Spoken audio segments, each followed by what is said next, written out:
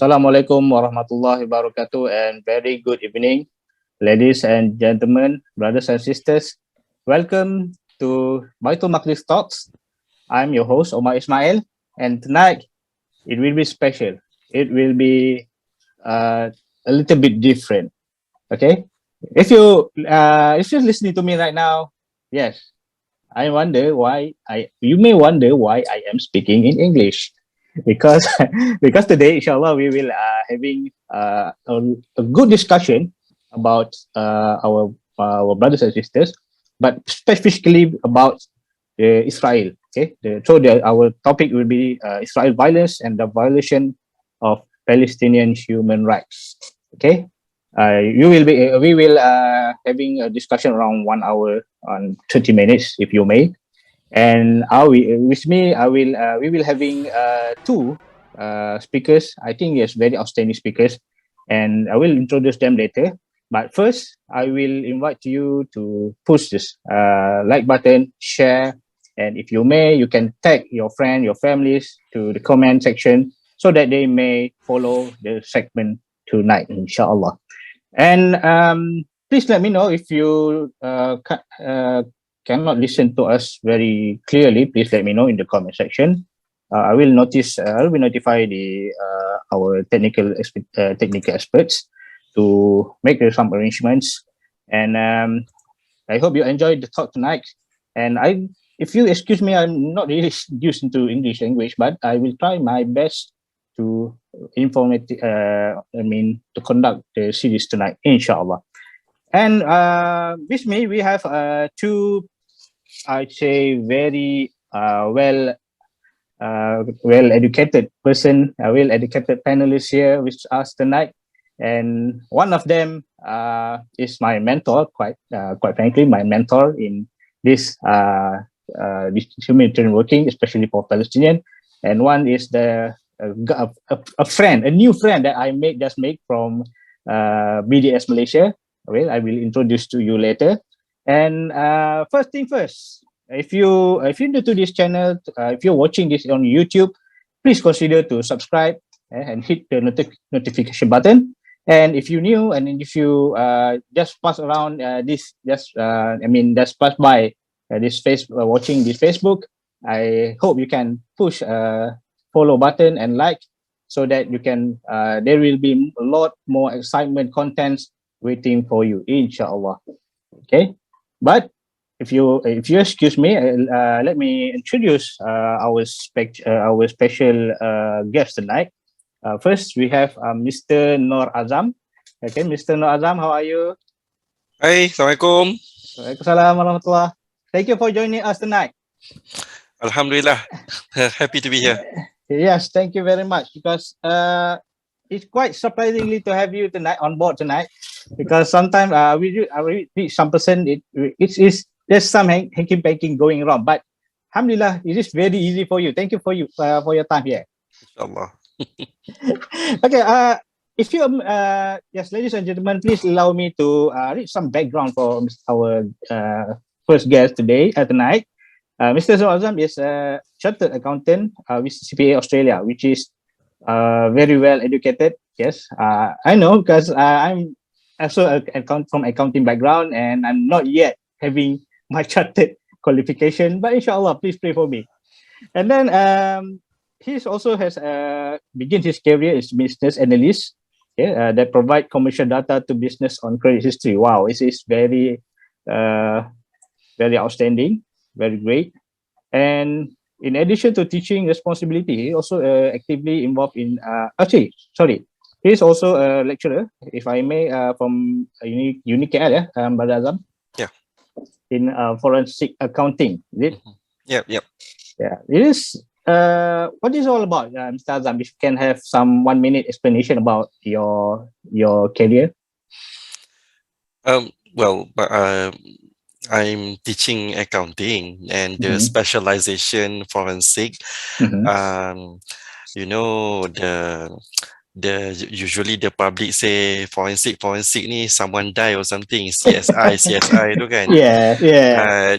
usually in our case, it's not about people dying, but about money missing. So this is the specialty area that we focus on to trace where the money gone, including what is usually commonly known as money laundering activities. So we specialize in that lah, inshallah. Inshallah. Maybe we can having Mr. Azam for another session in Malay language, but not talking about our topic, maybe more on accounting, inshallah, in another segment. But thank you. And the second guest, this is somewhat special for me as well, because she is I can say she is a mentor for me for being consistent and actively involved in Palestinian cause. Okay, let me introduce you, Dr. Kursiah Muhammad Razali. Alhamdulillah. Assalamualaikum, Doctor. How are you? Waalaikumsalam warahmatullahi taala wabarakatuh. Alhamdulillah. Thank you. Alhamdulillah. Thank you for having joining us tonight. But for your information, this whole segment is a brainchild it's a brainstorming from Dr. Kursiah. Alhamdulillah. Thank you for providing this kind of idea. Inshallah, we will maybe this is the jump start. But if we can get consistent, we will go. Consistently in the future, inshallah. Okay, Dr. Kursiah is also is an ophthalmologist. Okay, ophthalmologist is somewhat a medical officer with specialty in ophthalmologist. Okay, maybe she can explain later. And she is working at Hospital Raja Permaisuri Bainon in Ipoh, Perak. And as well as she has been Palestinian activist since 2009, if I'm not mistaken. Maybe Dr. Kursiah, you can tell us about your designation as ophthalmologist to our audience here. What it is all about? Bismillahirrahmanirrahim. Thank you. First of all, thank you, Brother Omar, for giving me such a very, very high introduction, which I think I did not deserve it. Anyway, to start with, I actually start to have involvement in the medical humanitarian mission since early of 2000. My first mission was to the war zone area, which is Afghanistan now. Yeah. So in the course of my medical humanitarian mission, so I also involved in the looking at the refugees, and I do see Palestinian refugees in Syria, in Lebanon, and also in one area which is called a no man's land. This area of no man's land is whereby the Palestinian refugees escaped from the persecution or torture from the Iraq-torn war zone. Yeah, after the Iraq been invaded by the US, so the government was collapsed. So these Palestinian Palestinian who live in the Baghdad at that time was being tortured, being persecuted. So they ran away, and they got stuck in between the Iraq and the Syrian border. And they cannot enter Syria because they don't have any legal identification. So they stuck at the what so-called no man's land. So that's a brief introduction. But basically, I involved in this have interest. Yeah, my main targets of putting myself in the cause of Palestinian issues because mainly because my religion. Yeah, my religion taught me to be just people, who are being oppressed. The victims can be Muslim or non-Muslim. As in Palestinian, there's Palestinian Christian who are being oppressed as well. So that's the main issue, yeah. The main aim why I was involved in this Palestinian fight cause, yeah. Yeah, such an amazing journey for Dr. Kursiah, because it's kind of wow for me. It's not easy for a medical officer being involved. Maybe some of their time to allocate to these humanitarian works, because the work itself in the hospital or in the lab is quite hectic or busy. But well done, Dr. Kursia. Thank you for having joining us tonight, inshallah. And we will having some discussion, and there will be 3 questions each I will ask to our panel, to our guests here. But before we begin, I would like to ask all of you, brothers and sisters, ladies and gentlemen, brothers and sisters, to press the like, to hit the like button, to share your thought on the comment section. And maybe if you're new here, maybe if you want to know more about HALUAN activity, or maybe some any other matters that we will be discussing, please feel free to hit the subscribe button, or maybe enable the notification button, so that every time we goes live, you will get the notification and you will easily follow what the content is, inshallah.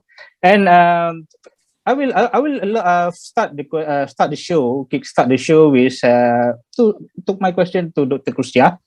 And because tonight we are discussing about Israel violence and violation of Palestinian human rights, which is a big topic here.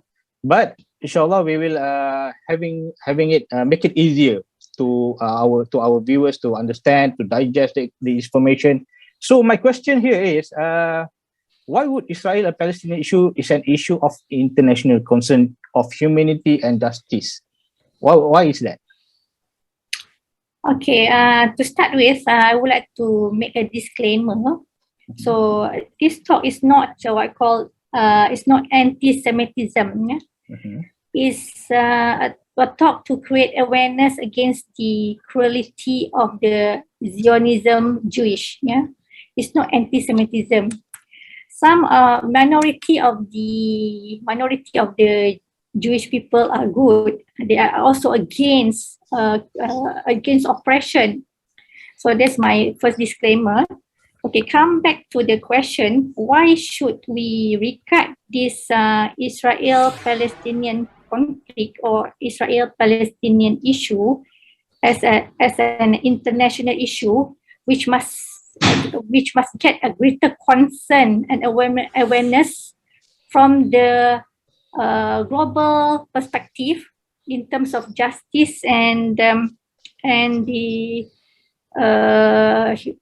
humanity and justice, because of few factors. Yeah.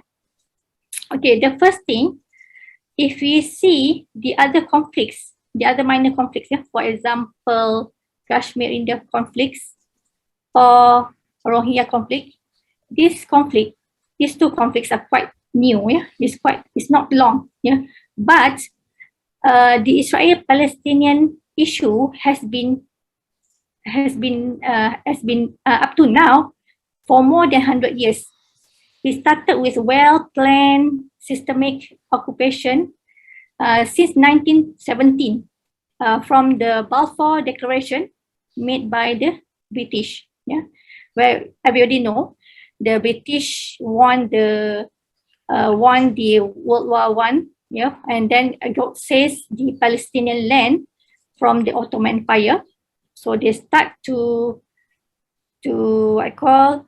plan to get a piece of land for the Jewish to settle there, and they choose Palestine. Yeah?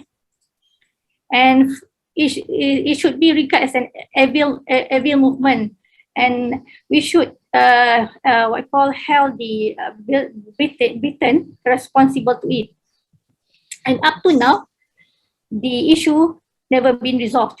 And now the Britain has passed the baton to United States of America, whereby you all know that United States of America now giving aids and support the Israel from whatever angle, and also whoever took control of, whoever become the president of the United States must pledge to give aids to the Israel.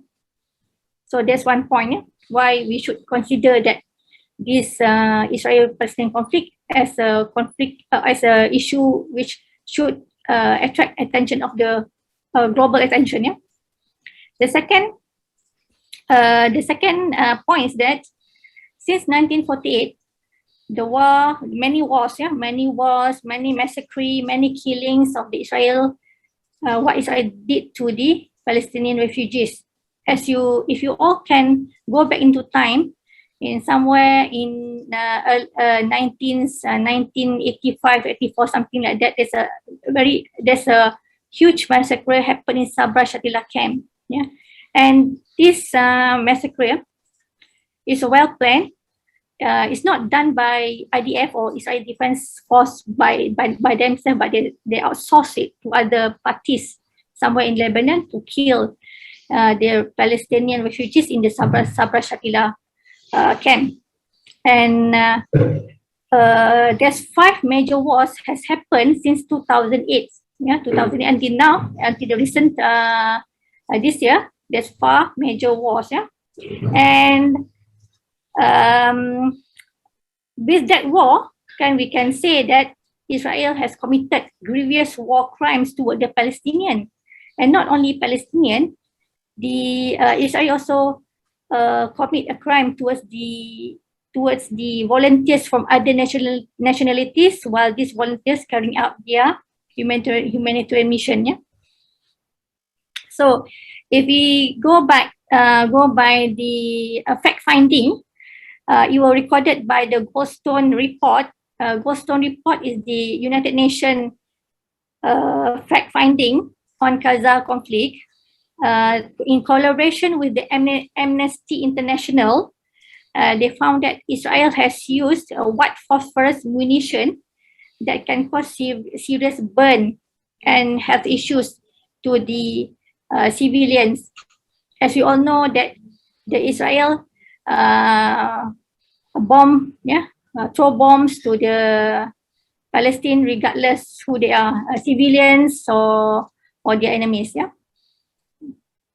Yeah. Oh, sure. But not now. Yeah. I would not share my screen now. Okay. And this injury by the white phosphorus is well documented by the Palestinian health authorities, and also it come out from several medical journals. Second thing is that they use a flashlight. Flashlight is a type of weapon dropped by the fire jet. Yeah, fire jet, and this weapon, flashlight can pierce the helmet, and it's also cause serious injury to the civilian. And another fact finding, they noted that the Israel has used dime. Dime is a short form from the dense inert metal explosive, and this dime can cause severe catastrophic traumatic multiple amputations towards the victims. Yeah. And as usual, we can predict whenever fact finding with the evidence, Israel will never admit to their sin, yeah, of throwing bombs, throwing all sorts of weapons, which is banned. Yeah. So of course we know that Israel never admit to what sin they have done. So so as a conclusion, Israel of course a great liar. Never want to admit for what they have done. On top of it, actually every citizen or every Israeli citizen, except minorities, must serve in the mandatory military services. Yeah, so they are trained in terms of war zone. They are trained, so they must serve their countries. Yeah, so every Israeli citizen were called trained in the war zone. Yeah. I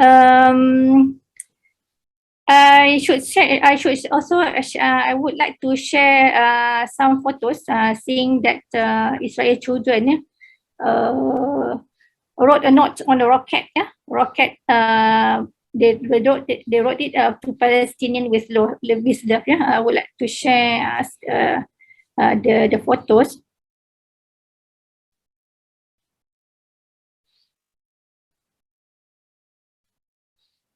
Okay, it's very hard to find this photo. Yeah, what we can extract from this photo, the Israel has trained. Yeah, as early as childhood. Yeah, the children of Israel in this war zone. Yeah, they write something on the rocket. Yeah, to Palestinian with love. So what we call, we can say that they train their citizen to fight. And another issue that that should attract the attention globally is that it is a most shocking fact that the Israel soldiers or Israel Defense Force using the Palestinian children as a human shield. And what they do, that they force these Palestinian children to enter a building and to inspect either a bag or something that contain explosives. So this is testimony from the victims, telling that the IDF using the Palestinian children as a human shield. And of course, they did bulldoze houses while the inhabitant, the women or the children still inside the house. And also, they throw bomb on the building after they ordered the person civilian to enter the building a day earlier. So that can happen. That happened. That happened.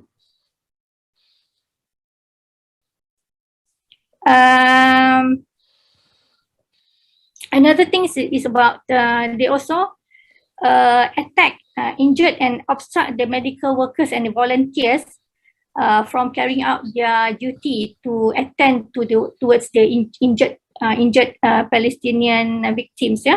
So in 2009, Amnesty reported that lives were lost because Israel force obstruct the medical aids to reach the civilian victims. And Physician to Human Rights reported that Israel military breached the medical ethics code during its offensive and refused to evacuate the besieged wounded Palestinian families. So we should stop all this cruelty, and as there's no other barbaric devilish act other than Israel. They wounded the civilian and denied any medical help to reach the victims. And on top of it, the fourth point is that they also attacked and destroyed the United Nations facilities. United Nations Secretary General at that time, Ban Ki-moon, ordered an investigation led by Mr. Ian Martin, on the destruction of United Nations facilities, including the United Nations Relief Work Agency building, school building in Jabalia that has killed 30 to 40 people. So of course, the IDF again denied such bombing towards the school, but again, they denied such they denied such allegation. And what they did is that they lie by saying that Hamas used the school as a shelter, and Hamas used the school to store their weapons, which is incorrect. Photos shown that children and affected families took shelter at the school. So, and the sixth issue that the Israel, they involved in killing volunteers who volunteered in defending the Palestinian refugees. Israel military forces murdered and killed many volunteers regardless their nationalities.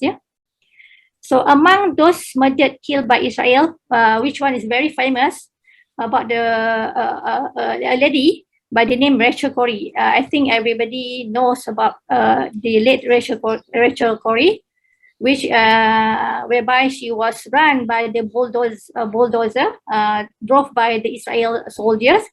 That happened in March 2003. And another volunteer is a British photographer by the name Thomas Hamdal. He was shot by Israel in April 2003 while photographing the war zone. And then James Miller, a journalist, a photographer, also shot to death by Israel in May 2003. In a BBC documentary in 2005 titled "When Killing is Easy, Shooting the Messenger," the title of the documentary, stated that the killing of these volunteers, photographer, journalists is not an act of random violence, but represent the culture of killing with impunity, which is sanctioned by the higher echelons of the Israel army. So that's the conclusion from that documentary. So meaning that the intentional kill the volunteers, regardless of nationalities, whoever put an obstacle to their dreams of getting land, to invade Palestinian, to hurt Palestinian, they will try to kill them. Yeah. So again, as we all know, 10 activists of Mavi Marmara been killed. Yeah. Again, the Israel army lied, saying that their raid on the ship is legal, but actually, the Mavi Marmara, the humanitarian ship, was in the international water, and it's reported that Israel soldiers opened fire with live bullets when they embark on the ship. Yeah. So again, Israel is a liar, but alleging that the flotilla did not bring any humanitarian aids. So actually, before the flotilla sail, all the goods is for the humanitarian aids. Yeah. So again, the Israel lie, saying that whatever in the flotilla is not humanitarian goods. Yeah, is contain some form of weapon. Yeah, which is not true. Yeah. So a lot of times, Israel has twisted the story. So most of the media, especially the Western media, only sided on the Israel. They never rarely bring up the matter of Palestinian. Yeah. So far, that's all that I would like to cover on the why we should put a greater attention and awareness on this Israel-Palestinian conflict. Yeah, thank you, Dr. Kursia, because for this explanation. And because simply you say that this matter is involving the international community. The example being Rachel Corrie, the late Rachel Corrie, and Mr. Thomas, the photographer, and the humanitarian worker on the MV Mabi Mambara ship, the Freedom Flotilla, which sails on 2010, if I'm correct. And then it is involved by the international community, and that's why this is not issue about Arabs or Muslim only. It is beyond that. And thank you, Dr. Kursia. We will get back to Dr. Kursia with her explanation, but I'm keen to listen more about it, inshallah, because I believe there is more slide to show us. Okay, we will wait for that. And now I will go to Mr. Azam. Okay, I'm waiting this opportunity to ask Mr. Azam. There are many scenes recorded on the violence and humiliation toward the Palestinian people, including women, kids, elders, and sometimes the youth. They always claim that this is for defense. Yes, and any act of this, the idea of soldiers, the settlers, and anyone in Israel towards the Palestinian, claim that this is an act of self-defense. But if you, as a regular person with a sound mind, how do you see this, Mr. Azam? Israel have the right to defend themselves. Right. That's what they claim. Itu short answer lah kan. Yeah. And that is always the opening remark that they will tell you lah. Yes. And also, I think narrative is important. Kita kena faham, we need to understand what is narrative. Yeah. From their perspective, they keep saying and singing the same song. Playing the what we call the victim. They are the victim. They are the innocent one, and they are portraying the others, as in the Palestinians, as the barbarians. The one that is hell bent on killing and wiping them off the map. That's what they claim. So those narrative, you already, I'm sure the audience listen all the time in the mainstream media, whether online or TV and like that. Now we I urge that listener to consider the other side of the fence, the other narrative. Yeah. So on one hand, the Israeli claiming that they're defending themselves, but is that true? Well, how about the perspective of the Palestinian? Where do these Palestinian people come from? Yeah. Why these Palestinians don't have anything better to do and go blowing people up? Yeah. So those things actually, since I was very young also, we get this kind of question, apa dia orang ni, why like this, So if you really interested, this struggle have been going on, the suffering of the Palestinians since 1948. Meaning, if you really want to know about it, you do require some mental stamina lah, because it's kind of long story, but we try to simplify for you lah, hopefully. To share, to give a good illustration, I would say a country like Ireland or even ourselves, Malaysia, can serve as a good analogy. Because Ireland was occupied by the British, and that's why Ireland is also a big supporter of the Palestinian. And like us, being Malaysian, we also was occupied by the British. Coming back from what I mentioned just now about the narrative, kan? I believe Umar, you remember Tok Janggut in the history book? Yes. Who is Tok Janggut to you, Umar? Kalau we can have a chat for a while. Who is Tok Janggut to you? Pejuang kemerdekaan, sir. You sure? Because I read, kalau you ask the British, Tok Janggut ni, Tok Janggut is terrorist tau. Yeah. That is ini kita nak bagi analogi lah, dari segi what we call perspective. So the reason being, just a quick recap, Tok Janggut is a freedom fighter. The local Malaysian call him freedom fighter, because he was fighting for independence, being patriotic to free his own land and his people from the British, from the occupying forces. And this is where we should draw our example and similarity to the Palestinian causes. Because when talking about Palestinian, to me, we must picture Malaysia at least before 1957. Only then you get a better idea what is it all about. We must picture our mind like that, because it is a country currently occupying by the foreign invaders. This is Israelis. So going back to your question, what's wrong defending themselves? That is obviously a fallacy, not true, and it's just a matter of propaganda from the other side. This is about armed struggle.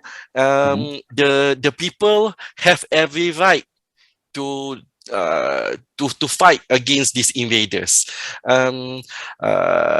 Perhaps I want to draw your attention to Ahed Tamimi.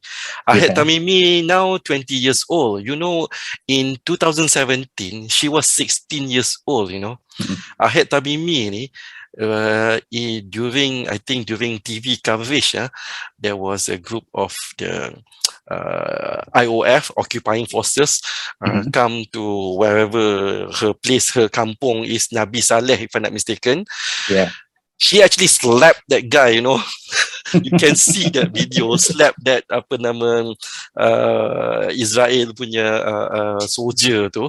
And what's wrong with that? You are slapping against the occupying forces. You must defend your own land. There's nothing wrong. So I just want to end this question. The one who defending is Palestine. The one who's attacking, the one who is the perpetrator, the one who is the criminal perpetuity violating numerous United Nation resolution is the criminal state of Israel. They are occupying other country. Alright. Okay, Umar. Thank you, Mr. Azam. Such a very short and precise answer, which Mr. Azam relate about how Malaysia and Ireland, and I can't agree more, because it is happen everywhere. There are many perspectives, and some says this is correct, this is terrorist, and other people says you're wrong, and the debating keep on and on and on. But we must look at the other side, like Mr. Adam said, the resolution which saying that this is such violence and aggression, and it is beyond defending, because you're not defending, you're offensive, you're not defending yourself or protecting yourself. You just cause harm to other people in something very unmanageable. But Okay, Umar, if I can just add a little bit, sure. the usual media, they will say this war in Gaza, war in Palestine, and that is usually how they sell newspaper headline, kan. But that is perpetuity continuous propaganda. There is no war in Gaza. I repeat, there is no war in Gaza. The meaning of war is actually two forces more or less equal strength fighting each other. Then there is war, because Gaza don't have any tank. Gaza don't have any nuclear. Gaza don't have what? Nothing. They have stone.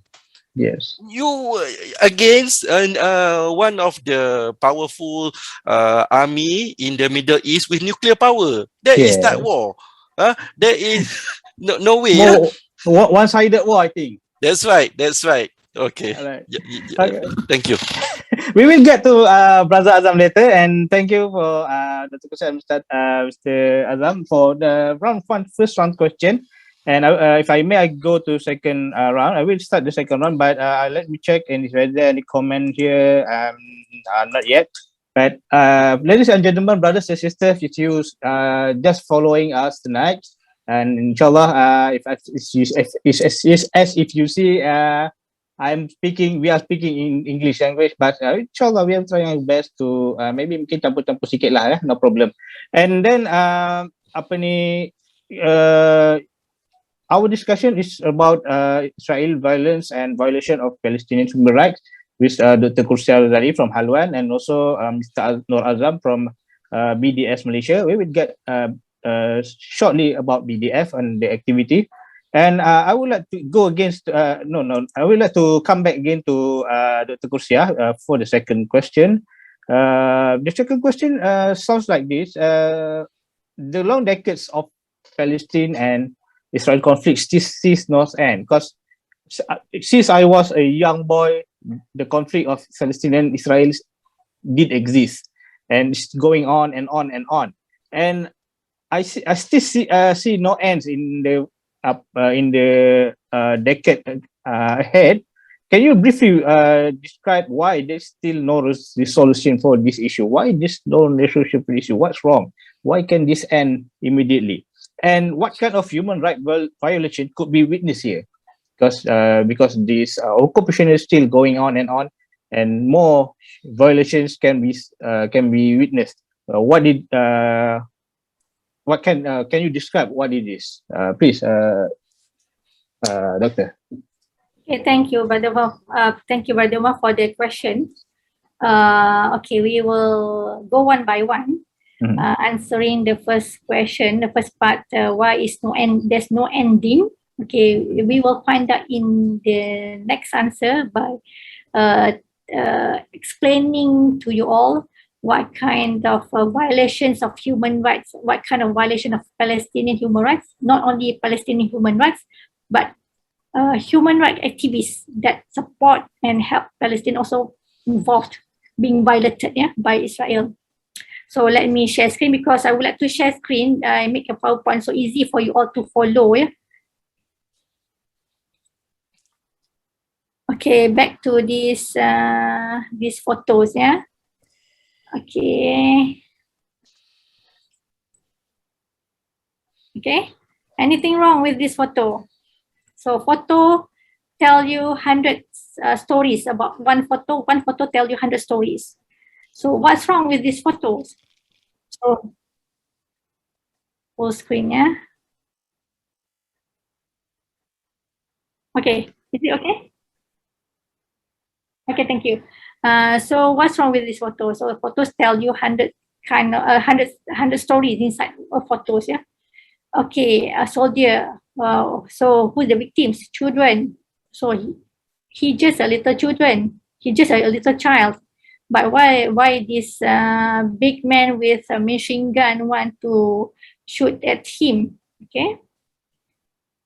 So come, let us talk about what types of Israel violence and violation of Palestinian human rights. Yeah. Okay. Okay, well, to start with a summary, yeah. Summary overview what happened, yeah. Okay, already lined up here. There are 6.8 million Jewish Israelis and 6.8 million Palestinians, yeah, live today in Israel and OPT. OPT means occupied Palestinian territory. OPT comprised of West Bank, including the East Jerusalem and Gaza Strip. Okay, and however, even though it's called occupied Palestinian territory, Israel is the sole governing power with very limited Palestinian self-rule. Okay, very limited. Okay, very limited, yeah. So methodically, this privileged Jewish Israel and it discriminates against Palestinian in terms of law, policies, and statements. Yeah. Oh, sorry.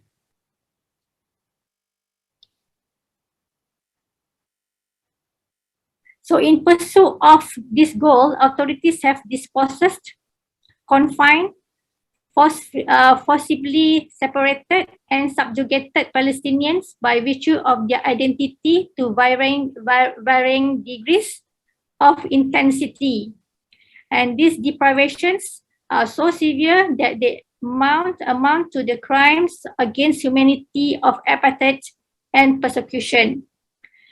So now we come to the answer why there's no ending. Yeah? Why there's no ending in these issues, yeah, in this Israel-Palestinian issue. Come, let's read.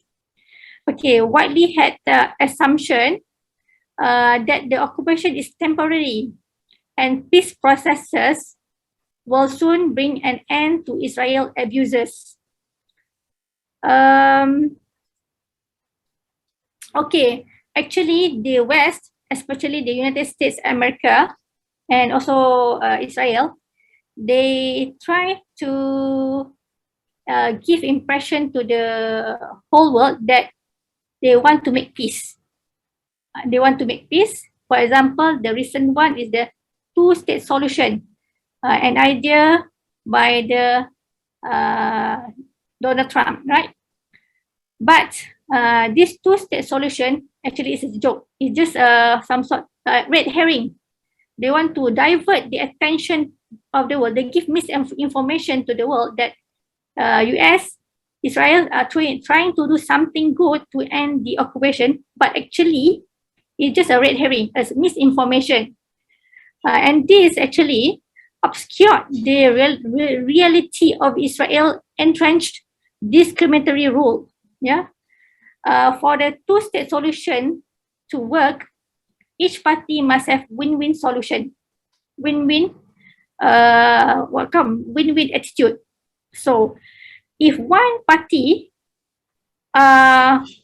very what I call they're very dominated and they want to occupy the land more and more, and they want to what I call get the land more and more land. So how come this two-state solution ever will success? So actually the peace process propaganda by US and Israel is just a red herring. Okay, it's never meant to end the issues or the conflict. Yeah.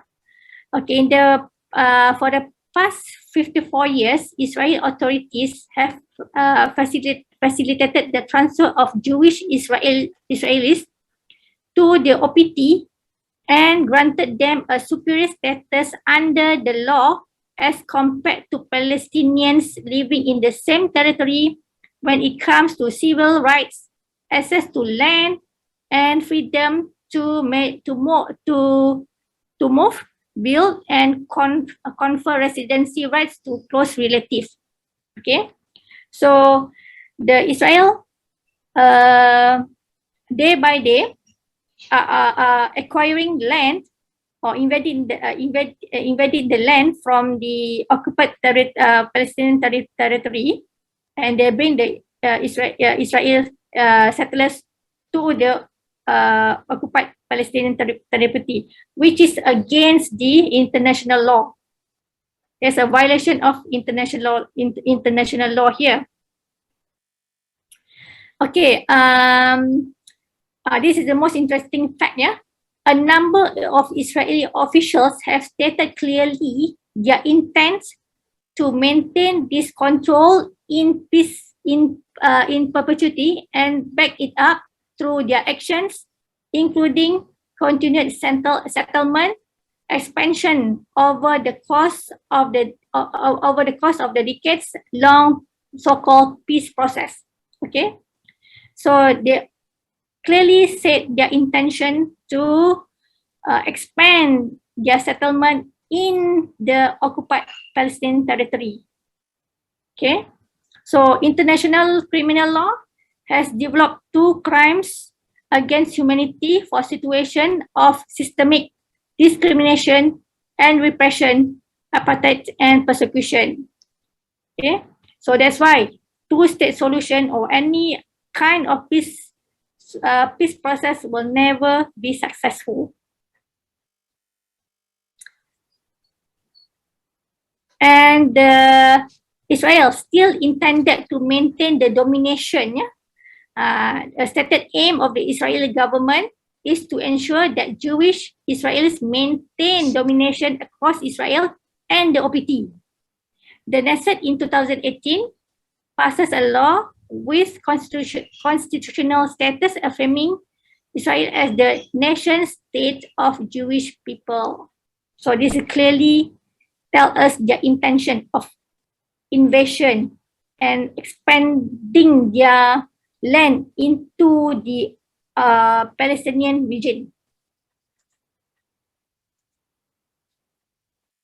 So that within the territory, the right to self-determination is unique to the Jewish people, and establishing Jewish settlement as a national value.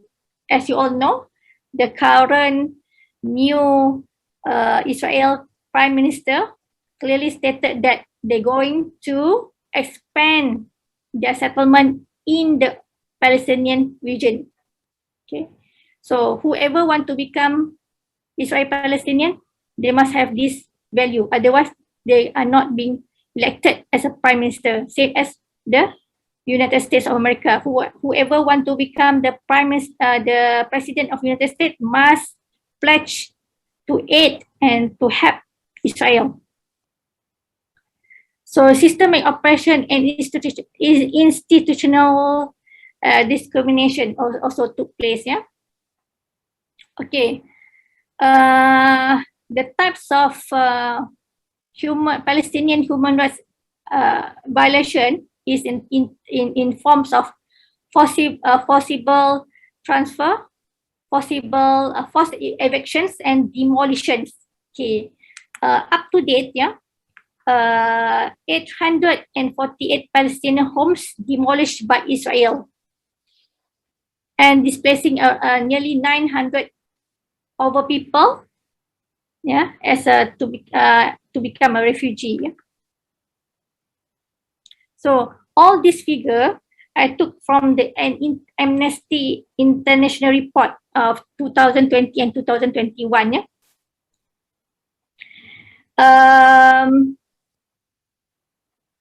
Okay, according to United Nations Office for Coordination of Humanitarian Affairs, OCHA, Israeli authorities said many of the demolished buildings lack of Israel issued permit.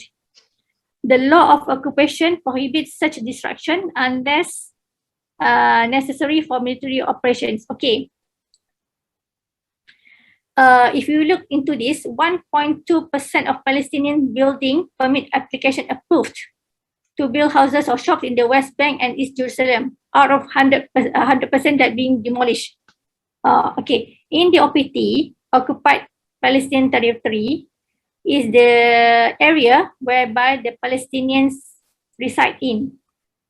And to build the Palestinian, if they want to build their own home in that OPT, they must get the permit from the Israel. And of course, Israel denied the permit to build any building even in the land of Palestinian itself. So that's why the Israel used the reason of not having permit, so that's why they have the power to demolish the homes of the Palestinian in the OPT. And sometimes they ask the owner of the home to demolish the home themselves. If they don't want to demolish the home by themselves, they're going to be fined by the Israel government, which again is very, very unfair. Okay, Israel also confiscated residential and livelihood structures, including some that were donated for humanitarian purposes. Yeah, so even the humanitarian organization build a house or whatever infrastructure for the Palestinians in the OPT also being demolished by this Israel government. Yeah? Israeli forces also punitively demolished at least 6 Palestinian homes, leaving 22 people, including 7 children homeless, according to BAITUL report. Yeah. Okay. The next type of discrimination is whereby 20% of Palestinian is Israeli citizen, but they only receive about 1.7 allocation from the state budget for local council, which is unfair.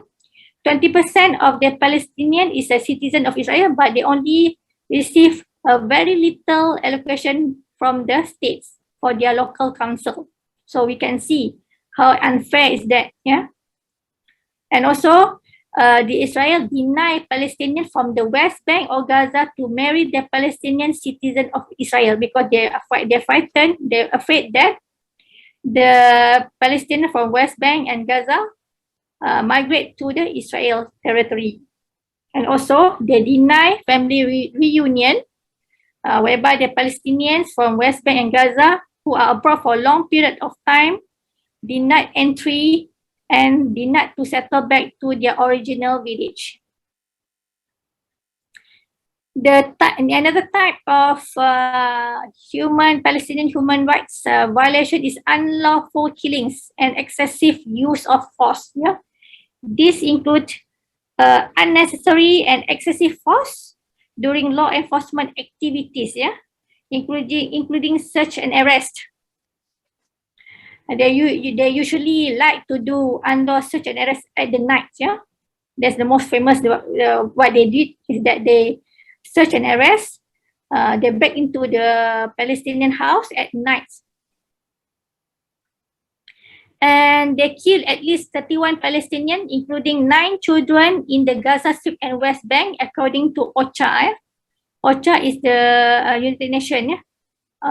And then many were unlawfully killed by live ammunition or other excessive force when posing no imminent threat to life. So they killed 31 Palestinians without clear evidence and without the Palestinians did not pose any threat to them. And another thing that did is that they opened fire to fishermen and farmers in Gaza. And 12 fishermen and 5 farmers were injured, from last year until this year, And then they restrict the freedom of movement. They put the blockade to Gaza Strip for the 13th consecutive year as a punitive punishment for the Gaza people who elect the Hamas as their representative. So because of that, they punish the whole Gaza residents by put a blockade, any type of blockade from the air.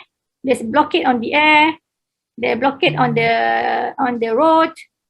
Blockade on the sea. They're making it impossible for any humanitarian aid to reach the Gaza people. So this illegal air, land, and sea blockade of the Gaza Strip for the 13th consecutive year. And this continued to have a devastating impact on the human rights of the Gazans, 2 million inhabitants. And also Israel stopped the entry of construction materials and fuel into Gaza repeatedly. So they blocked everything. They also blocked the construction material to be brought into Gaza to build up the demolished and the bombed residential area. And also reduction in the supply of electricity. And then they also imposed a full maritime closure and repeatedly limited entry of goods to food and medicine only. And last year, observed that they cancelled the permits of 500 traders from Gaza that enabled their holders to travel to Israel and West Bank for business. So they cancelled the permits of 500 traders from Gaza. And on 18 June last year, a baby by the name Omar Yagi died in Gaza after Israel denied the family a permit to enter Israel for a scheduled operation on 24th May at the Sheba Medical Center in Ramat Gan City. So how cruel is that? They blocked everything. They even denied medical attention being given to a baby. So in the West Bank, at least 593 Israeli checkpoints and roadblocks continue to restrict the movement of Palestinians and restrict the Palestinian access to rights for health and education and work. So we know that if you want, usually before the Israel occupation towards the OPT, and Palestinian can travel to school, for example, 1 kilometer or 2 kilometer, but with the blockade, they have to make one round. 1 kilometer journey can land up into 15 kilometer journey because of multiple blockades, multiple restriction to the access to the road. And as you if you all want to know, Israel, there's a section A only for Israel, nobody can enter. And then section B, certain both parties can enter. Section C, only for Palestinians. Even Israel also can enter. So that's how they discriminate the Palestinian to access the facility, the road facility, the medical facility, and also make them hard to go to work. And also lack of access to hospital and specialized clinics during the pandemic particularly affected Palestinian residents of East Jerusalem. Okay, there's a objection from the World WHO. The Israel denied vaccination to the Palestinian people. They even denied the vaccination towards this Palestinian. And then they did an arbitrary detention. Hundreds of raids and arrests been done. Usually they like to arrest at night, and they violated international humanitarian law. For example, they arrest a Palestinian in West Bank, but they transfer the prisoner to the Israeli prison, which is against the international humanitarian law. If you arrest somebody in that place, you cannot transfer to Israel territory. Yeah. So again, the Israel conducted hundreds of raids throughout the West Bank to arrest Palestinians, usually at home, detained in prison in Israel, along with thousands of other Palestinians from the OPT arrested in the previous year. And this violated international humanitarian law, which prohibits the transfer of detainees into the territory of the occupying power. And then also, Israel held 157 Palestinian children in prison, including 2 in administrative detention as of October. So the children also are not spared from the cruelty of the Israel, which I think world should give attention and against this arrest of the children, yeah, and also women. And recently, we have a case whereby the pregnant woman, a pregnant woman was detained in the Israel prison. And then finally, with the help of international humanitarian, which was out against the detention of the lady, she was freed with the fine. Yeah? Unfair trials, yeah, unfair trials, Palestinians of all stages of age, children, women, elderly, were persecuted in the military. And this did not meet international fair trial standards. Okay, they persecuted in the military courts that did not meet international fair trial standards.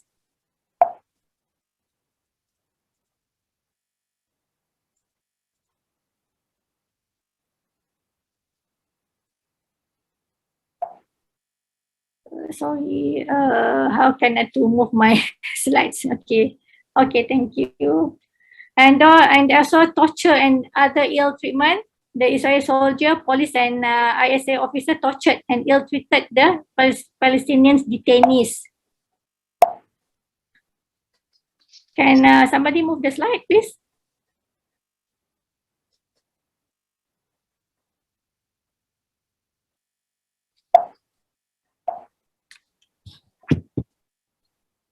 Please, can anybody move the slide for me? Okay, thank you. Freedoms of expression and association, judicial harassment to the human rights defenders. Okay, whoever that help the Palestinian also get harassed. Yeah. For example, Malaysian airspace was invaded, so-called invaded on 37 May this year because Malaysia is strong supporter of Palestinian. And also, I think in 2019, if you all still remember, the Paralympic tournament should be held in Malaysia, but because Malaysia refused entry of the Israel participant, so the tournament was cancelled, and it was the tournament transferred to other country. So any countries or any person who voice out for Palestinian rights are being violated as well. So as you all know, as already I highlighted earlier on, many humanitarian activists been killed. So, okay, that's among the types of human rights, Palestinian human rights violation imposed by the Israel. So far, I've done my talk. Back to Brother Umar. Thank you, Dr. Kursia, for a very factful explanation about the violation, which I think there's more than this. There's more than being listed, being presented here, because we never know the actual report, the actual being recorded and actual being hide from the public to see and to understand. But I believe among the report received by the UN or any other interested party, we can say that the violation did exist and it's happening and still happening. It's not yet done. It's not being stopped by any authority in the world. But yeah, we never know what happened. Then we keep praying for them, inshallah. And we go to Mr. Azam because Mr. Azam from BDS Malaysia, the boycott, divestment, and sanctions usually are the fact of expressing unhappy, being unfairly treated.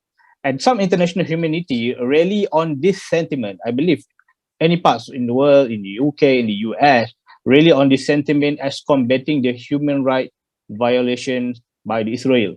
How this effort might combat the oppression without violating the human right? How this effect of the BDS might combating the oppression without violating the human right? Please, Brother Azam.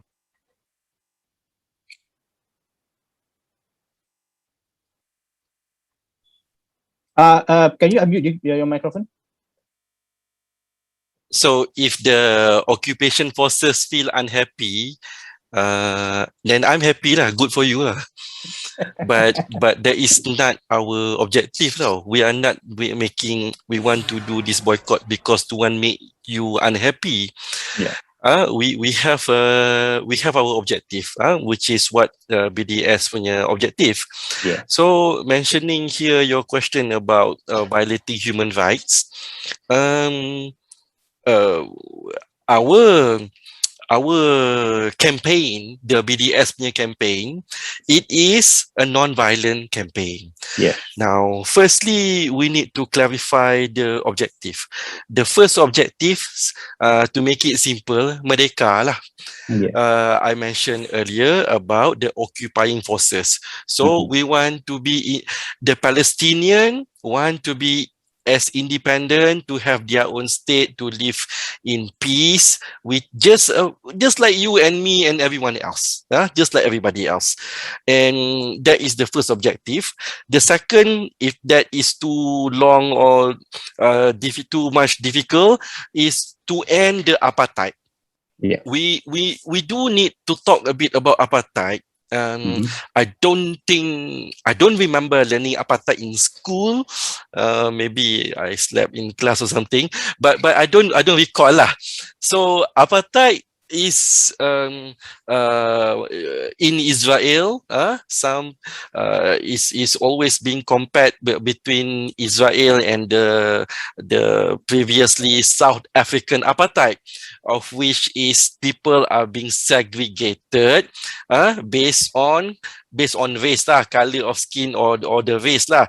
I think Dr. Kusia mentioned numerous example on this, when there is a checkpoint and checkpoint upon checkpoint upon checkpoint. It's important to remember when we talk about checkpoint ni in Malaysia, it's not like checkpoint you going to Singapore or at Padang Besar, you want to cross other country tau. Yeah. It's about checkpoint within Palestine itself. Why you foreign forces, you come here in front of my house, I have to pass through you to do checkpoint. What for? So this is continuously lots of crazy thing the Israeli is doing. The third objective of the BDS is about the right of return. This one related lah. I heard Dr. Kusia mention that the Israeli denying the reunion between families, kan? Yes, because people are not free to move around in Palestine. And furthermore, this right of return is mentioned among many United Nations resolution that the Palestinians should have, but being denied and violated until today by the by the occupying forces. So those are the three objective lah kan, the three objective. Incidentally, just to share what is it that maybe we can do or something. Dr. Kusia share many things. I also want to share just one thing lah. I just want to share one thing. Can see what I'm sharing? Apartheid free zone. Yes. Okay. So those are the link you can see at the top there, bdsmovement.net, apartheid free zone.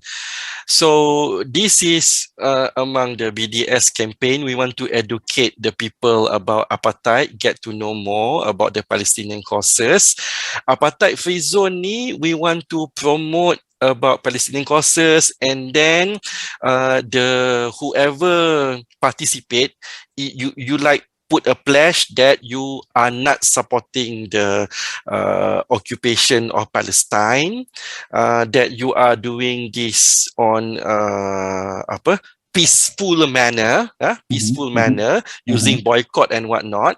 There's a lot of resources here, and basically kan, you see all the dot. This is map of Malaysia lah, of course. So kalau if I zoom, so this is our campaign, not being that famous, but now again I'm taking this opportunity. If you can, to the listeners, you can participate, meaning your organization, your company your NGO can register and join and become this apartheid free zone. So if we kalau I zoom out this world map, so we can see that actually the one where a lot of active BDS ni is actually let's take a look at the European kan. You know, so the BDS, the campaign about the issue of the Palestine is a universal campaign because firstly we are human. We are human. So that is why the campaign is being supported by many people. Doesn't matter your religion or race. People feel what the Palestinian feel. Tengok a country like Spain, they a lot of support. Country, the Nordic country pun ada this kind of campaign lah. So hopefully we need to educate the people, and quickly I mentioned earlier three objective. Now the three strategy by the BDS based on the acronym lah. B for boycott, meaning we advocate people to not to buy certain product. Divest is the opposite of investment. Yes. Meaning if you invest in all this company that related to Israel, we suggest to you sell that investment, dispose of it, make money from any other activities. Don't participate with this apartheid people, and sanction doing more action, any other action. I think we must appreciate and mention in the recent Olympic kan, a lot of during the sport many lah, some of the sportsmen, when they are matched against the Israelis, I'm not recognizing you, I don't want to play sport with you, I'm boycotting this. These people have trained for a long time to be at international level, to join the sports of Olympic, yet they their principle comes first. Their principle comes first, that they don't want to acknowledge this Israel, also known what we call normalization. We should not treat criminal state Israel like anyone else.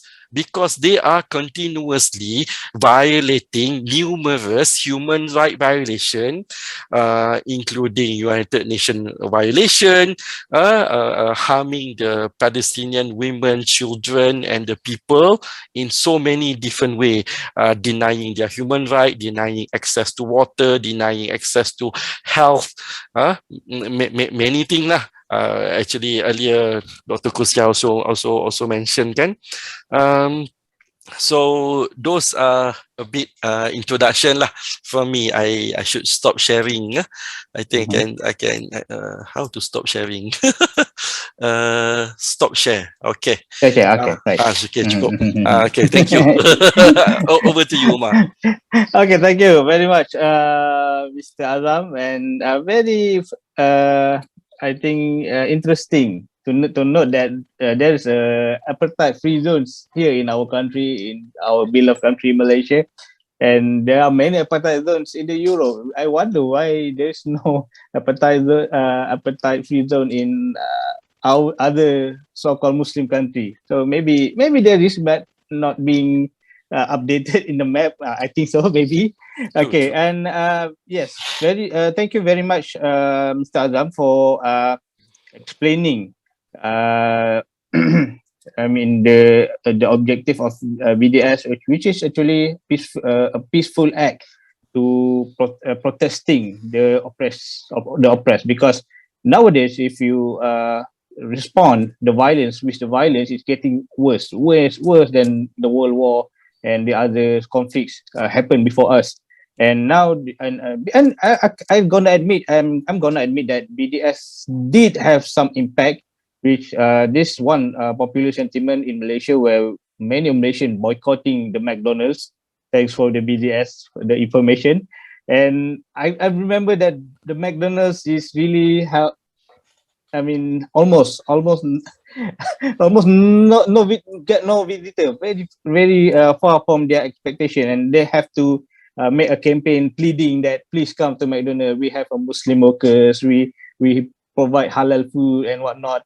And until then, when the McDonald's maybe changed the ownership or the process along the line, and getting back to the beloved fast food chain. Maybe Brother Azam will comment on that. We ask later on. And Brother Azam, again, I would like to ask a question. We entered the third round, the final round for tonight, inshallah. And even though the violation of human rights by Israel is still happening up to this day, they keep getting more and more supports. Okay, they're getting more and more supports from a major company around the world to upend the settlement for the diaspora and their living, and the Israeli living and people living. Would you list us some products and services that should be avoided or banned, and as an expression for Palestinian solidarity? Please, brother. Okay. So maybe I should tackle what you mentioned about McDonald first. Yeah. Okay. So I mean, we can recall about the boycott of McDonald in Malaysia. Now we need to talking in the context of Palestinian, is it priority or relevant? So the case about McDonald, it was boycotted, and now I don't think people still boycotting McDonald or something. Yeah. One thing that we need to know, we need to continuously learning about the case of the Palestinian issue and so on, and then definitely seeking some opinion from the Palestinian themselves. Yes. Palestinian themselves. So one, as we go along and to better understand, McDonald, we got the feedback from Palestinian may not be strategic target. Then I need to explain why. Yeah. Lots of people talking about McDonald ni, I've seen even in Malaysian punya discussion talking about some people, they go through to New York Stock Exchange, getting list of shareholder lah, how much, who owns how much, and they show you, okay, this one, Jewish holding share this much. So that is one criteria that people want to do.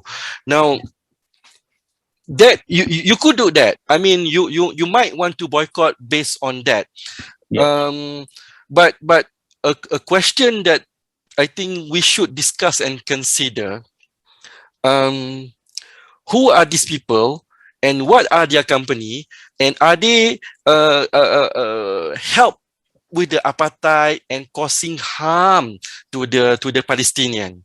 So the feedback that we get, McDonald is not really a priority. So now we should discuss list of company, which one should be the priority. Dr. Kusia mentioned tadi Rachel Corrie case. That is a very interesting case for veteran Palestinian activists. They are all familiar with this. They should be familiar. You know, Rachel Corrie is middle 2000. I think I don't remember the year, but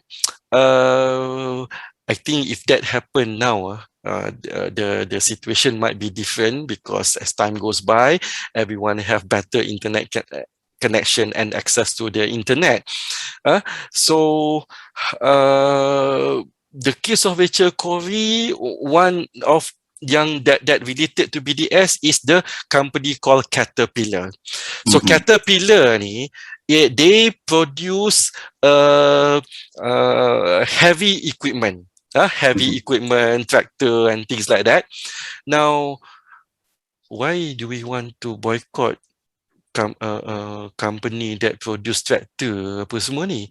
This company that usually to build building kan, to build houses, to build company. What's wrong? You know, if you go and research further, Caterpillar ni, they have a specific equipment. If I'm not mistaken, the code name is called D9 or something. Their earth-moving vehicle D9 ni, it looks like a tank, very tough, specially purposely built. In country other than Israel, the usage is to build building, but in Israel terbalik, to destroy building. You know, during sekarang ni, in the age of internet and everything, you cannot bomb people's houses. Nanti people take photo, susah. Cannot. They don't want to be associated macam nampak macam terrorist apa, tak mau. So what do? They orang buat konon macam civilized sikit lah. But they use this heavy equipment, the likes of Caterpillar and Hyundai Heavy Industries, to demolish houses. Just like Dr. Kusia mentioned, those houses that they mentioned tak ada permit. Some of these houses before 1948 exist. So how can you say no permit? This is again nonsense that they keep telling you. So moving on quickly, I want to remind each BDS branches all over the world, they have their own localized target which is suitable to their own country. For in the case of Malaysia, another target consumer product that would be Puma. Puma is a sponsor of Israel punya football team. We boycott Puma because the Israel people can play games, can play football and whatnot, but Palestinian cannot. They don't have access to this. No equal rights. So the final company I want to mention for tonight, that will be Hewlett-Packard. Hewlett-Packard as in the PC and the producer of the printer, kan? Our advice, you just use any other product, something else other than HP. So many for you to choose from. Now, I need to tell you why. Now, HP ni, okay, so HP, they do a lot of things for exclusive contract exclusive contract with the apartheid regime. Well, the military infrastructure information system is supported by a contract by HP, number one. And I think more important ni IC. We Malaysian, we have IC kan, identification card. So dekat Israel pun diorang ada IC. HP buat IC. Apa salahnya buat IC kan? IC ni is a tool to oppress people. Because as and when when people go and travel, they will be asking about IC ni, you Israel ke Palestinian? If you Israel, okay, at the checkpoint, go. But if you Palestinian, you wait there lah. Kalau dia rasa dia tak nak buka, they don't want to open the checkpoint, it's up to them. You want to give birth now? Never mind. I don't want to open the checkpoint. Heart attack. So what? I don't care about you. I don't have to open the checkpoint. You want to go to school ke? Anything lah about the checkpoint ni. That is making a big problem to the Palestinian. So this is why HP is on the list that should be boycott. For the listener, as I said, BDS ni universal. We are not. We couldn't. We don't want to talk about religion because religion is not the issue here. As mentioned earlier, it is about merdeka or independent. It is about tanah. It is about land theft, continuously stealing land, and that is why you must boycott HP, Puma, and Caterpillar, as I mentioned. Okay, Umar. Yes, actually it is quite surprisingly shocking to learn that Caterpillar providing a heavy equipment specifically to oppress people, which blown my mind. And what is happening here? And the second one is Puma, because I recently bought a Puma jersey shirt, and now you say I'm wearing Celtic by night shirt.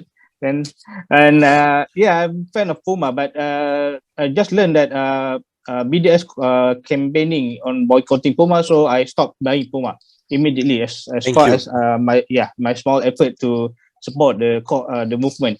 And the final one is HALUAN, which is sometimes it's unavoidable. The system already in our house, in our office, because we need the computer equipment, the printer, the machine that works for us every day.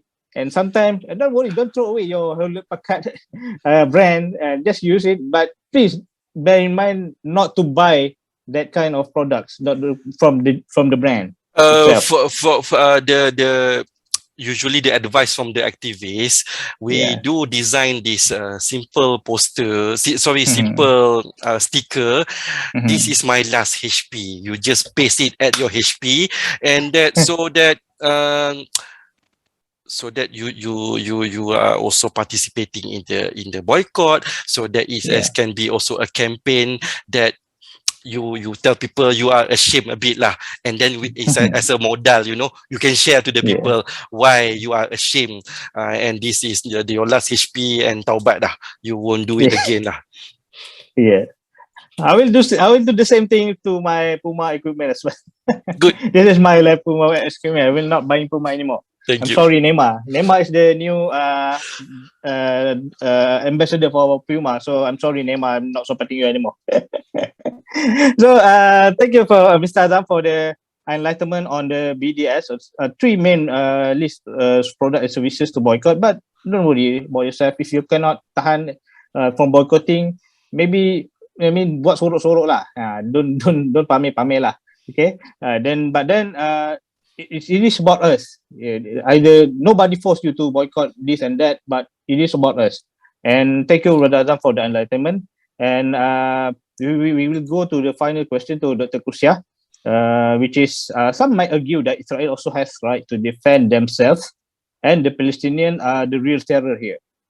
What are the best way to fend off the statement? What are the best way to fend off the statement? And why can't Israel and Palestine live side by side together? This is very common question, and some of our youngsters in Malaysia did ask this: why they keep fighting each other? Why don't they bomb each other? There are many children die, orang tua mati, ibu-ibu mati.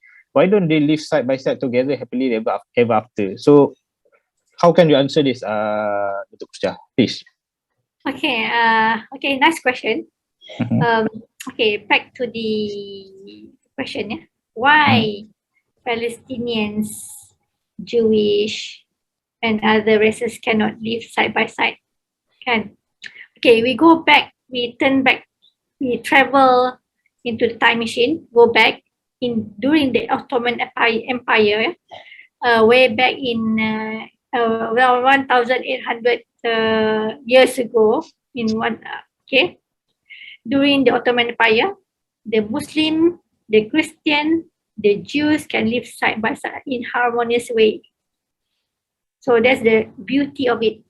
So it do happen, but it's a long time ago.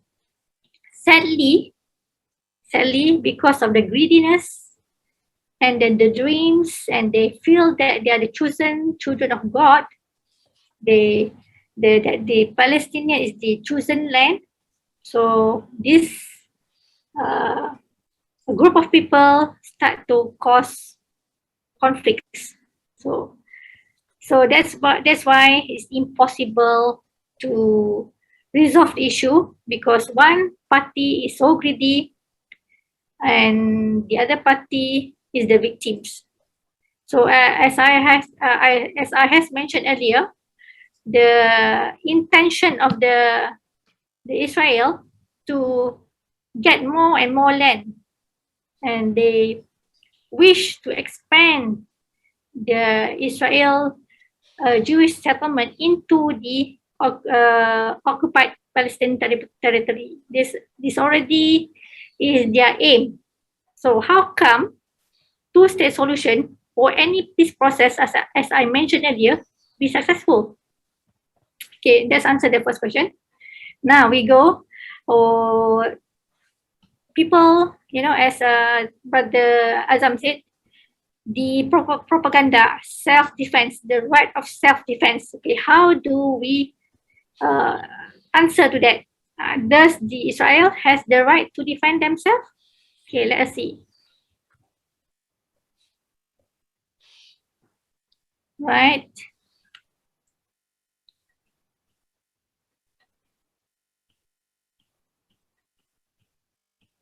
Okay, Israel right to defend. Okay, now we go back to history, the local residents. So who is the original residents of Palestine? Is it Israel? No. So in the history, can you see Israel? Hold on.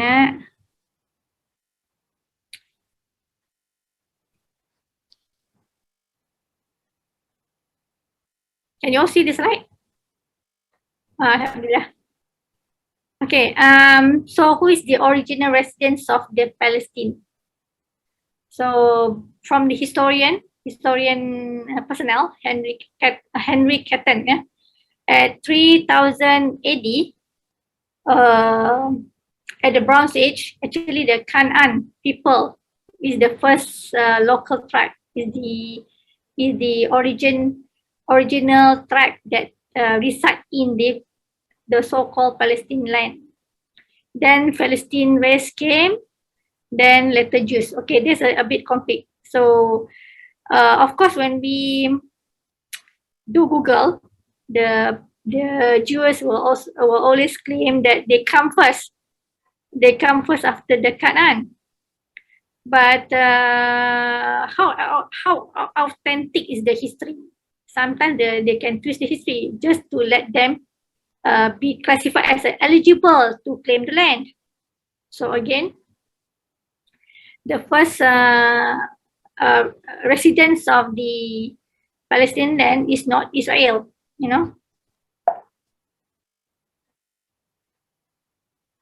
And then Theodor Herzl is the founder of Zionism International movement in 1882. So it's a movement whereby he dreamed of gathering all the Jews around the world to a piece of land, which they call a dream homeland, which is Israel, which is Palestine. Yeah? So from that day, from the Zionism International Movement, they planned a very systematical plan so that they can realize their dream of getting the land in Palestine. So how they do? They cause evictions. They cause evictions of the Palestinians, which is the Palestinian actually is a long-term residents in the Palestinian land. So how come Israel said that they have right to defend if they're the one that who tried to invade and occupy another land who has the long-term residents there, which is Palestine people. And also back to the history, the Israel is not the original tribe that resides in the Palestine. Yeah, Palestinian land is a Canaan tribe.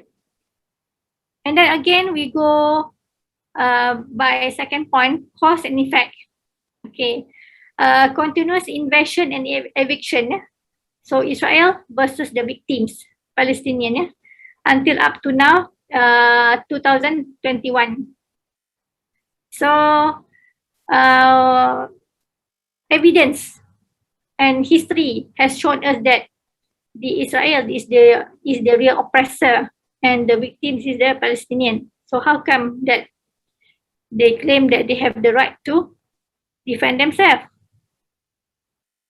And in 2014, yeah, the Israel alleged that Hamas for kidnapping and killing 3 Jewish teenagers.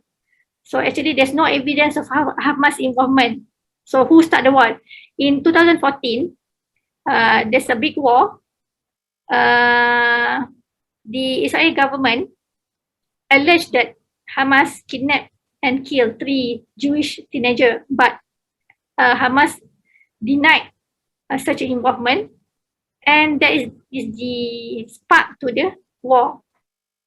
And after investigation, there's no evidence that Hamas involved in this kidnapping and killing of the 3 Jewish teenagers.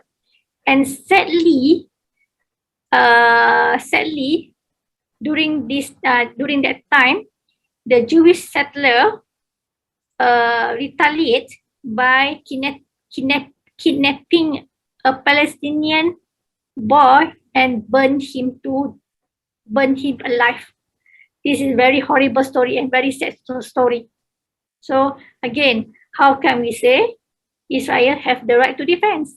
Because Israel wrongly accused of other party for killing and kidnapping their citizen.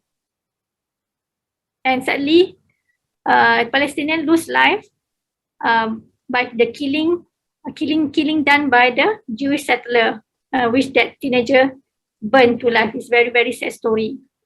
And again, the nature of what we call it nature. Gigo, okay, I term is like gigo. Gigo means garbage in, garbage out. So if you do bad to people, do you think that people will love what action that you done to them? So whatever bad you think, whatever bad things that you do, of course you will have a bad effect of what you did. So again, is it we call it self-defense to the quality that you did?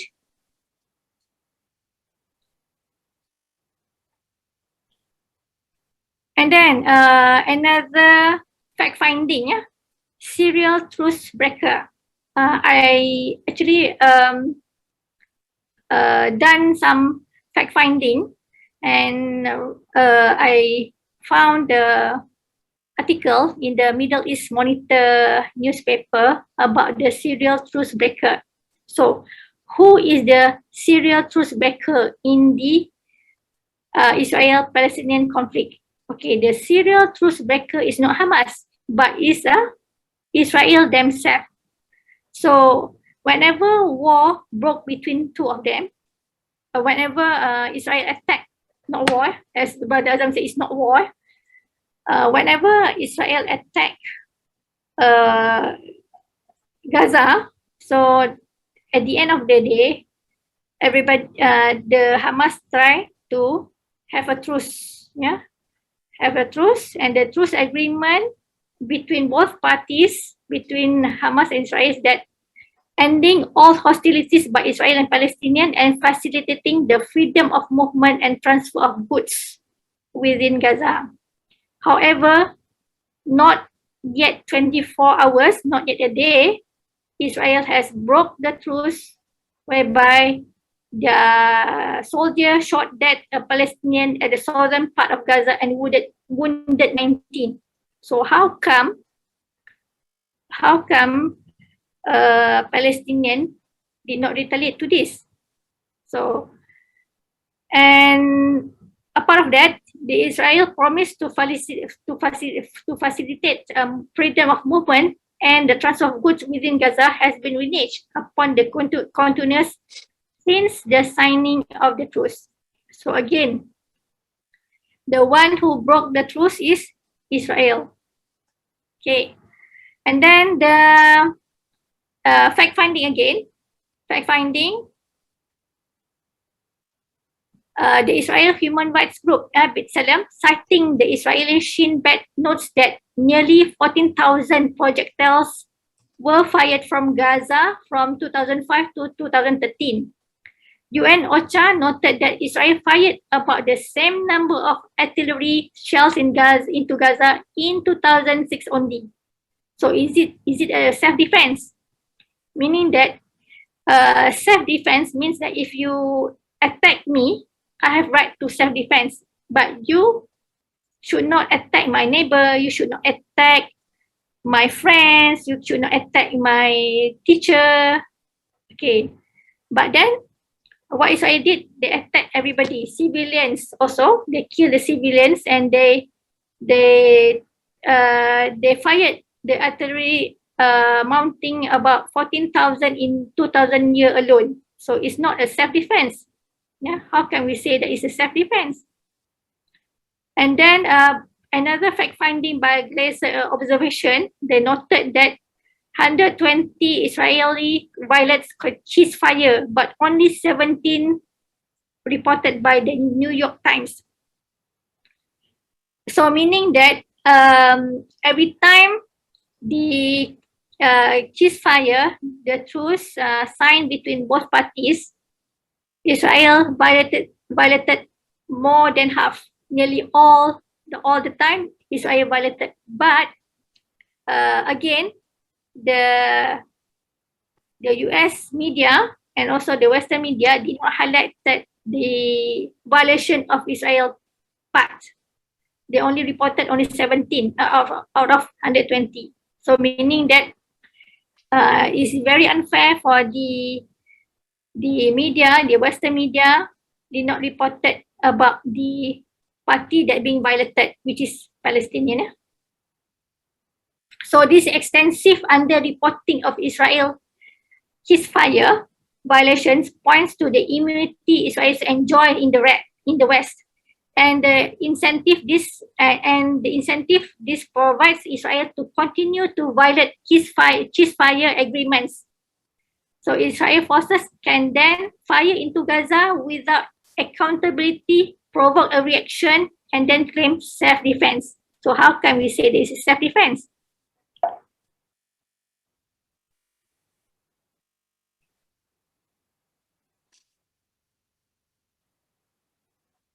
So as a conclusion, Israel policies of extrajudicial assassination, which ultimately create high Palestinian casualties and provoke projectiles from Gaza, are self-defeating if the goal is to minimize the projectile fire.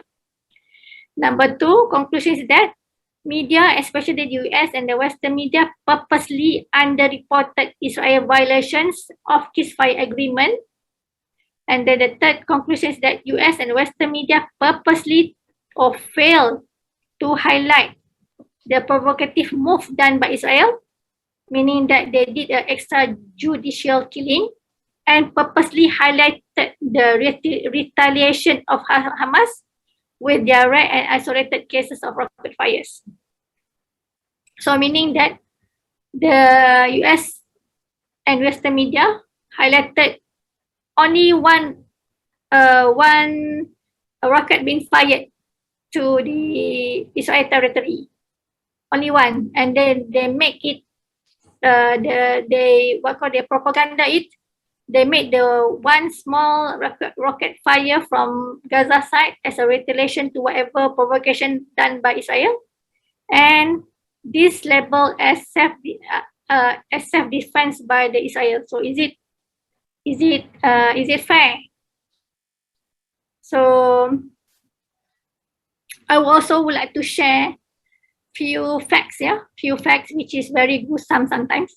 Dr. Kusya, can you make it quicker because we really ran out of time. Okay, can you make it very quick, or maybe you should conclude whatever you can conclude? Okay. Can I show photos or just a conclusion, or I have to end? Yes, sure.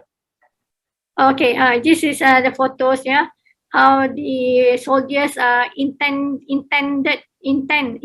to shoot the Palestinian children of throwing stone, only throwing stone that, but then the reaction and the response of the Israeli soldiers they want to shoot the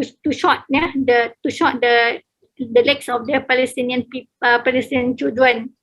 And again, it is noted that in the army, whoever in the army want to pursue and have a higher ranking, they must kill more and more Palestinians.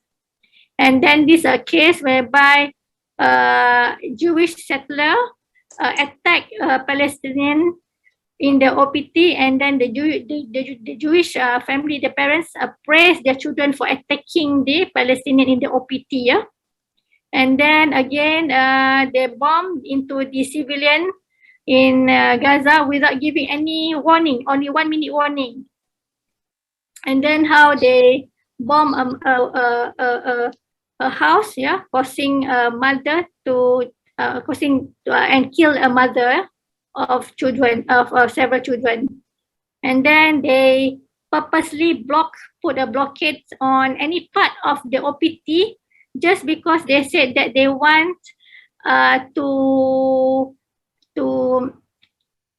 they want to torture the Palestinian mentally and physically, and they don't want the Palestinian to have the right to live. So this among that testimony from some of their soldiers. And then they demolish civilian houses in Gaza. I think that's all. I've done my talk. Thank you, Brother Omar. All right. Thank you, Dr. Kusya, for very detail on why the Israel and Palestinian can live side by side, because maybe later on I think we have been in HALUAN, we do provide the simple analogy on why they can't live side by side to get more understanding, because sometimes use people nowadays don't like really go into through the whole fact, but for some reason I think some perumpamaan ataupun persamaan, maybe some analogy could have worked to them to understand the situation. But no, maybe another time, and you can visit www.facebook.com/HaluanPalestine for more information, because we did convey our message, especially on the violation or the violence of the Israel on our Facebook page regularly. Alhamdulillah. And yes, we have, ladies and gentlemen, we have reached the conclusion of our discussion tonight. And I would like to give our guests 1 minute to conclude the discussion. Maybe some takeaways for our viewers, some bekalan lah, some ingatan, some nasihat kepada penonton kita, so that they're not just listening or watching tonight and then forget tomorrow morning, but maybe they have some initiative, maybe starting to do some boycott, do some divestment, or maybe sanction, or maybe keep on understanding what is the violation they done. And then, Brother Azam, I give the floor to you, please. Thank you.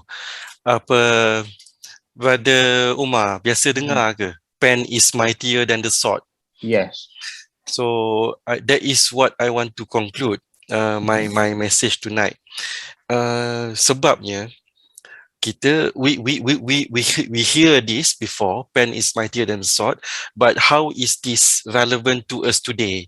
Now the reason I'm saying this is that the truth, the reality is on the Palestinian. Whatever from the other side, from the Israel occupation forces, is all their narrative is fake. It is about tyranny. It is about human rights violation. Specifically, pen versus sword ni, if you look at any video coverage nowadays, whether in West Bank or Gaza, the Israel, they are the one with the sword lah, dengan all the automatic weapons. Yes. On the other side, the Palestinian, ni lah handphone. Yeah. With the we are taking and telling the world real life situation. Yes. Because this one related to our current situation, pandemic ni kan, and we need to have vaccinate. I urge listener to vaccinate not just your body health but also your mind from propaganda of the Israel. And how about to do this? We need to educate ourselves and friends and family about what is actually happened with the Israelis and Palestinian. The example we talked earlier, this is not a war, and those things like that lah. So that is my conclusion. I stop sharing. Okay. Yes, thank you very much, Brother Azam, for the very fruitful for thought, pen versus sword. And how about Dr. Kursia? Do you have any takeaway in 1 minute to our viewers? Okay. Just remember that this issue, Israel-Palestinian issue, is not temporary. It's ongoing. So we cannot put away we cannot assume that when there's no war, everything's all right. No.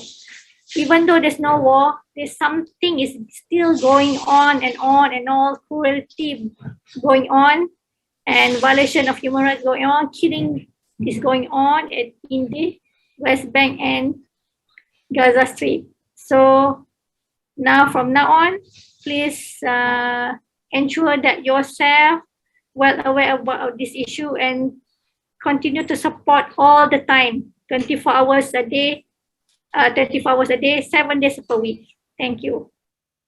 Thank you, Dr. Kursia, for the advice, because I believe Dr. Kursia has really put much efforts to present to us about her finding tonight. And I believe we can hear more about from her. And right, I forgot to ask from our guests, how can our viewers can reach you? Maybe they want to ask something, maybe they want to know more about BDS, maybe they want to look at your Dr. Kursia's slide. How can they reach you, inshallah?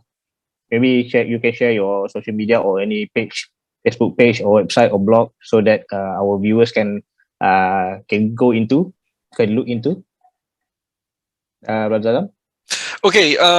Well, about BDS, we have Facebook, we have Instagram. Do search for it, BDS Malaysia for both, or you can also refer to bdsmovement.net. Earlier I shared the apartheid free zone link earlier. So from there you can learn more updates about our activities in the social media. Recently we did some activity concerning boycott of Puma and things like that. Yeah, thank you, Brother Adam. And Dr. Kursia, any other social media or maybe a Twitter account can our viewers get in touch? Oh, I'm not a med source fan. I really open my Facebook. I have no Instagram. No worry. No worry, Dr. Kursia. We can always use HALUAN Palestine Facebook and website, inshallah. No problem. Okay, so for those who are really keen to interested to donate to Haluan, you can do so by surf www.haluan.org.my/donate. And if you go to Haluan page, you can see on the top right of there's a small button says donate, and you can click there, and then you can find all of the options you can do so. And for further report, you can look into our Facebook page, www.facebook.com/haluan, or maybe you can follow more about BAITUL MAQDIS Talk, or maybe other Haluan TV program by surfing youtube.com/haluan. Haluan. You can just type Haluan, and then you can find all the videos, all the TV programs there, inshallah. And thank you very much again, Brother Azam and Dr. Kursia for discussion tonight. Okay, we almost reached extra time, more than extra time, but I think our viewers still happy to watch, to understand, to fathom the fact that being presented tonight.